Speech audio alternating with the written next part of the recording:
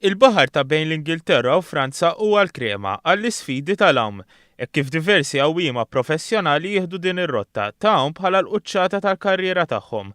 L-għawwiem Malti Keith Bartolo qasam dan il-baħar magħruf bħala l-British Channel nhar is-27 ta' Settembru flimkien ma' żewġ għawwiema oħra Ingliżi Freeley.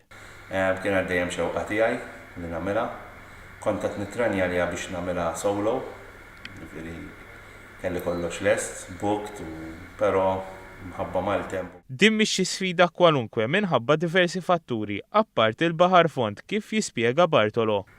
Li jilagħbu parti sostanzjali mill-suċċess jekk tagħmilix jew le, it-tights.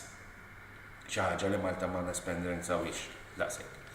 Għandek il-kesħa, għandek il-maltemp li huwa post li l-maltemp imur jiġi imprevedibbli ħafna, u mbagħad għandek ukoll ħaġa interessanti, traffic. It is one of the busiest shipping lanes in the world.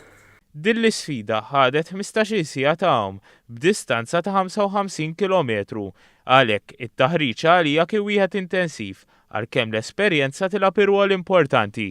Ix-sharpen jgħid dak li aħna ngħidulu sharpen the training mort iktar on endurance based, mort iktar shorter distances u u kont qed naħdem ħafna fuq speedwork, daħħalt naqra iktar gym, però il-bulk ta' training kienet saret matul is-sena u ġifieri u l-build-up ta' snin ta' training.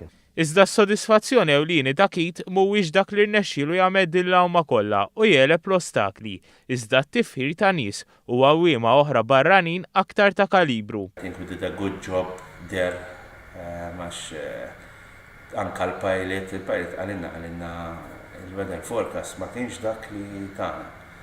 Però dik huwa s-sabiħ tal-open water swimming, għandna natura u ħafna elementi li jagħmlu l-open water sport differenti minn pool.